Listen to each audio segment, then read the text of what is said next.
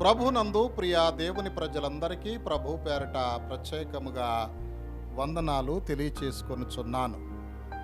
యేసు రక్తము అను అంశంనకు సంబంధించి ఆఖరి ఎపిసోడ్, యేసు రక్తమును మనం ఎలా స్వీకరించాలి. గత ఎపిసోడులో అనగా 4వ ఎపిసోడులో యేసు రక్తం వలన ప్రయోజనాల గురించి మనం ధ్యానించాము. ఇక ఈ చివరి ఎపిసోడ్లో యేసు రక్తం వలన అన్ని లాభాలు ఉన్నాయి, ఆ రక్తాన్ని ఎలా గైకొనాలి ఈ విషయాన్ని గురించి మనం ధ్యానించుదాం. యేసు రక్తం సిలువలో కార్చాడండి. ఆ రక్తం మన మీదకి మనలోనికి రావాలంటే ఛానల్ ఏంటి? ఏ ఛానల్ ద్వారా మన మీదకి యేసు రక్తం వస్తుంది? కొంతమంది ఏమనుకుంటారంటే, యేసు ప్రభు నా కొరకు రక్తం చిందించేసాడులే, నేను రక్షించబడ్డాను అనుకుంటారు. లేదు, యేసు రక్తం నీ మీద ప్రోక్షించబడితే రక్షణ వస్తుంది. క్యాన్సర్ వ్యాధికి మందు ఉందిలే, నాకు జబ్బు తగ్గిపోద్దని బీరువాలో పెట్టుకుంటే వాడుకోకుండా నీ జబ్బు తగ్గుద్దా? తగ్గదు. అలాగే యేసు రక్తాన్ని నువ్వు వాడాలి, నీవు గైకొనాలి, నీ యేసు రక్తంలో కడగబడాలి, యేసు రక్తం నీ మీద ప్రోక్షించబడాలి. ట్యాంకులోని నీరు మనం వాడుకోవటానికి బకెట్లోనికి రావాలంటే పైపుల ద్వారా రావాలి. పైపులు అనేది ఒక ఛానల్, అర్థమవుతుందా? అలాగే మన మీద ప్రోక్షించబడాలంటే ఏ ఛానల్స్ కావాలి? యేసు రక్తం 3 ఛానళ్ళు చెబుతున్నా, వింటున్నారా? యేసు రక్తం గైకొనటానికి, మనం పొందుకోవటానికి 3 మార్గాలు ఉన్నాయి. ఒకటి విశ్వాసము అనే మార్గం. విశ్వాసం అనే మార్గం. రోమాపత్రిక 10వ అధ్యాయం 9వ వచనంలో యేసు ప్రభు అని నీ నోటితో ఒప్పుకొని దేవుడు ఆయన్ను మృతుల్లో నుండి లేపినని నీ హృదయములో విశ్వసించినచో నీవు రక్షించబడతావు. హల్లెలూయా! యేసు నా కొరకు చనిపోయాడు, యేసు నా కొరకు సమాధి చేయబడ్డాడు, యేసు నా కొరకు తిరిగి లేచాడని హృదయంలో విశ్వసించి నువ్వు నోటితో ఒప్పుకుంటే యేసు రక్తం నీ మీద ప్రోక్షించబడుతుంది. హృదయములో విశ్వసించాలి, నోటితో ఒప్పుకోవాలి. అందుకనే రోమాపత్రిక 10వ అధ్యాయం 10వ వచనంలో నీతి కలుగునట్లు హృదయములో విశ్వసించాలి, రక్షణ కలుగునట్లు నోటితో ఒప్పుకోవాలని వ్రాయబడి ఉంది. ప్రభునందు ప్రియ దేవుని బిడ్డలారా, ఇటువంటిది విశ్వాసం అనే మార్గం. అసలు ఈ కార్యం చేయరు, కొంతమంది ఆచారాలన్నీ చేస్తారు. యేసు నీ కొరకు చనిపోయాడని, సమాధి చేయబడ్డాడని, తిరిగి లేచాడని హృదయములో విశ్వసించి నోటితో ఒప్పుకుంటే యేసు రక్తం నీ మీద ప్రోక్షించబడుతుంది. హల్లెలూయా! యేసు రక్తాన్ని గైకొనే స్వీకరించే మొట్టమొదటి మార్గం, మొట్టమొదటి ఛానల్ ఇది. ఇక 2వ ఛానల్ ఏంటో చెప్పనా? బాప్తిస్మం ద్వారా యేసు రక్తాన్ని నీవు గైకొంటావు. బాప్తిస్మం అర్థం ఏంటో తెలుసా? అర్థం ఏంటంటే, బాప్తిస్మము ద్వారా ఆయన మరణ పునరుత్థానాల్లో పాలుభాగస్తుడు అవుతావు. మరణ పునరుత్థానాల్లో పాలుభాగస్తుడు అయ్యావంటే ఆయన రక్తం నీ మీద పడినట్టేగా. ఇప్పుడు బాప్తిస్మం ద్వారా పాపం విషయమై చనిపోయి నీతి విషయమో తిరిగి లేచావు. మరణ పునరుత్థానాల్లో పాల్గొన్నావు, పాలు పంపులు పొందినట్లు అవుద్ది. రోమాపత్రిక 6వ అధ్యాయం 4-5 వచనాల్లో ఈ విధంగా వ్రాయబడి ఉంది. కాబట్టి తండ్రి మహిమ వలన క్రీస్తు మృతుల్లో నుండి ఎలాగూ లేపబడినో అలాగే మనమును నూతన జీవము పొందిన వారమై నడుచుకొనున్నట్లు మనము బాప్తిస్మం వల్ల మరణములో పాలు పొందుటకై ఆయనతో కూడా పాతిపెట్టబడితిమి. మరియు ఆయన మరణం యొక్క సాదృశ్యమందు ఆయనతో ఐక్యం గలవారమైన ఎడల ఆయన పునరుత్థానం యొక్క సాదృశ్యమందున ఆయనతో ఐక్యము గలవారమయ్యుందుమని రోమాపత్రిక 6వ అధ్యాయం 4-5 వచనాలలో వ్రాయబడి ఉన్నది. బాప్తిస్మము ద్వారా మరణ పునరుత్థానాల్లో పాలు పంపులు పొందినట్లు అవుద్ది. ఇంతకీ బాప్తిస్మం పొంది ఉన్నారా? క్రీస్తు రక్తం విశ్వాసం ద్వారా వస్తుంది. ఇంకొక ఛానల్ బాప్తిస్మం ద్వారా వస్తుంది. విశ్వాసం ద్వారా రక్తం ప్రోక్షించబడితే రక్షించబడతా, కానీ బాప్తిస్మం ద్వారా నువ్వు సియోనికి వెళ్తావు. హల్లెలూయా. పరలోకంలో 3 స్థలాలు ఉన్నాయి తెలుసా? నా తండ్రి అంటే అనేక నివాసములు కలవన్నాడు. శ్రేష్టమైన నివాసం ఏంటి? సియోను. ఆ తర్వాత క్రొత్త ఆకాశం, ఆ తర్వాత క్రొత్త భూమి. నువ్వు బాప్తిస్మం పొంది పరిశుద్ధాత్మ అభిషేకం పొందితే ఎక్కడికి వెళ్తావు? సియోనులో. సియోన్ వద్దా?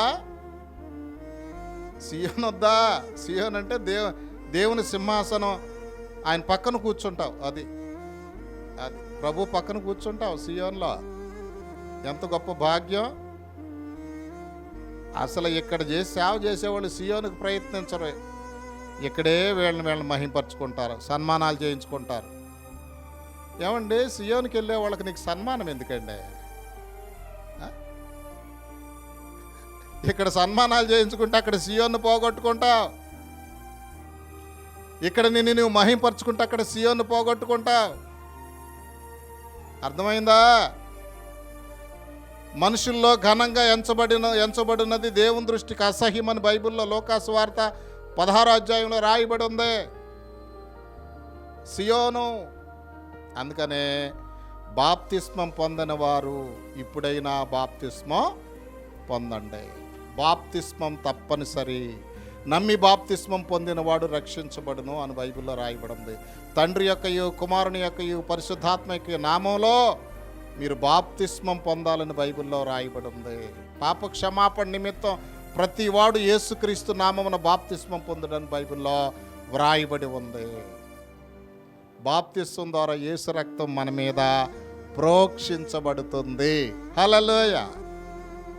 ఇది మంచి సంస్కారం. ఇక ఆఖరి ఛానల్ చెప్పి ముగించేస్తా. యేసు రక్తాన్ని గైకొనే ఛానల్, యేసు రక్తాన్ని గైకొనే మార్గం. 3వ మార్గం ఏంటంటే ప్రభు భోజన సంస్కారము ద్వారా యేసు రక్తమును మనం గైకొంటాం. దేని ద్వారా? ప్రభు భోజన సంస్కారము. కథోలిక్ సహోదరులు దీనిని దివ్య సప్రసాదము అంటారు. దివ్య సప్రసాదం అన్నా ప్రభు భోజనం అన్నా ఒక్కటే. అర్థమైందా? మీరు కొట్టుకోవద్దు ఆ పదాలను చూసి. కొంతమంది ఏ హేళన చేస్తారా? దివ్య సప్రసాదం అంటే, దివ్య సప్రసాదం అంటే ఇదేంటి అంటారు. దివ్య సప్రసాదం అంటే జీవాహారం నాయన. నువ్వు ప్రభు భోజనం అంటున్నావు చూసావా, అదే దివ్య సప్రసాదం. అందుకనే ఎప్పుడైతే నువ్వు దివ్య సప్రసాదమును లేదా ప్రభు భోజనమును గైకొంటావో ఆయన రక్తం నీలోకి వచ్చేద్ది. నిజమేనా? తప్పనిసరిగా వస్తుంది. ప్రభు భోజనములో దేవుని సాన్నిధ్యము ఉంటుంది. అది ప్రభు ఏం చెప్పాడు? యోహాను సువార్త 6వ అధ్యాయంలో ఏం చెప్పాడు? నా శరీరమును తిని నా రక్తమును పానము చేయువాడు నిత్య జీవం పొందుతాడని చెప్పాడు దేవుడు. అవునా? యోహాను సువార్త 6వ అధ్యాయం 53, 54 వచనాల్లో. సంస్కారాన్ని తేలిగ్గా అంచనా వేయమాకండే. విలువైన సంస్కారం ఇది. కొంతమంది బల్ల అంటారు. బల్ల కాదయ్యా, ప్రభు భోజన సంస్కారము అనాలి. బల్లారాధన అంటారు. బల్లను ఆరాధిస్తున్నావు నువ్వు. కొన్ని పదాలు నేర్చుకోవాలి. అంటే ఏదో వ్యవహారికంగా బల్లారాధన అంటూ ఉంటారు. ఆ పదం మానండి. ప్రభు భోజన సంస్కారం అనండి. సంస్కారం. మొదటి ఆదివారం మాకు బల్ల ఉందండి అంటూ ఉంటారు. తప్పంటలేదు, కానీ ప్రభు భోజన సంస్కారము. ఆ ప్రభు భోజనంలో క్రీస్తు రక్తం ఉంటుందని బైబిల్లో ఉందయ్యా. 1 కొరింథీ పత్రిక 10వ అధ్యాయం 16వ వచనంలో ఏమనుంది? మనము దీవించు ఆశీర్వచనపు పాత్రలోనిది త్రాగుట క్రీస్తు రక్తములో పాలు పుచ్చుకొనుటయే కదా. పాత్రలోనిది త్రాగుట, ఆశీర్వచనపు పాత్రలోనిది త్రాగుట, క్రీస్తు రక్తంలో పాలు పుచ్చుకోవటమేనని 1 కొరింథీ 10:16 రాయబడి ఉంది. ఆశీర్వదించబడిన రసము రక్తమైపోద్ది. అర్థమవుతుందా? రక్తానికి సాదృశ్యం కాదు, దానిలో రక్తం, అది ప్రభు శరీర రక్తాలవి ప్రభోజనంలో. సాదృశ్యం అనమాకండి, దైవ సాన్నిధ్యం ఉంది ఆ ఆశీర్వదించబడిన రసంలో. ఎర్రగా అవ్వలేదండి, రక్తం అవ్వలేదండి, అట్లా కాదు, సాన్నిధ్యం దిగుతుంది. అందుకనే ప్రభు భోజనాన్ని అయోగ్యంగా తీసుకోకూడదు, పాపం అని చెప్పాడు. ఇది ఒక్క రిఫరెన్స్ చదివి నేను ముగిస్తా. 1 కొరింథీ పత్రిక 11:27 కాబట్టి ఎవడు అయోగ్యముగా అయిన పాత్రలోనిది త్రాగునో వాడు ప్రభు యొక్క రక్తమును గూర్చియు అపరాధి అగునో. అయోగ్యంగా తీసుకుంటే అపరాధి అవుతావు, పాత్రలో త్రాగితే. అంటే దీని అర్థం ఏంటి? దానిలో దేవుని సాన్నిధ్యం ఉంది, యేసు రక్తం. కాబట్టి ప్రభునందు ప్రియ దేవుని బిడ్డలారా, యేసు రక్తాన్ని మనం ఎలా గైకొనాలంటే, 1 విశ్వాసము ద్వారా, 2 బాప్తిస్మము ద్వారా, 3 ప్రభు భోజన సంస్కారము లేదా దివ్య సప్రసాదం ద్వారా ఆయన రక్తాన్ని మనం గైకొంటాం. అటువంటి కృప పరిశుద్ధాత్మ దేవుడు మనకందరికీ దయచేయుదురుగాక. ఆమేన్. నాయనా, యేసు రక్తాన్ని గురించి 5 ఎపిసోడ్లు మాకు తెలియచేసినందుకు స్తోత్రాలు నాయన. చాలా పెద్ద టాపిక్ని క్లుప్తీకరించి 5 ఎపిసోడ్లో మాకు తెలియచేసినందుకు వందనాలు నా తండ్రి. ఈ ఎపిసోడ్లు విన్నవారందరూ, చూచిన వారందరూ దీవించబడులాగున మీ రక్తంను గైకొని నాయనా మేలులు పొందలాగున సహాయం చేయండి. ఈ యేసు రక్తం అనే పుస్తక విషయాన్ని ముగించినందుకు స్తోత్రాలు ప్రభువా. ప్రతి ఒక్కరూ మీ రక్తం పట్ల భక్తిని, పూజ్యభావాన్ని కలిగి ఉండి మీ రక్తాన్ని ఆరాధించే భాగ్యం మాకు దయచేయమని యేసు క్రీస్తు వారి శ్రేష్టమైన నామములో ప్రార్థించి స్తుతించి వేడుకొనుచున్నాము పరమ తండ్రి. ఆమేన్.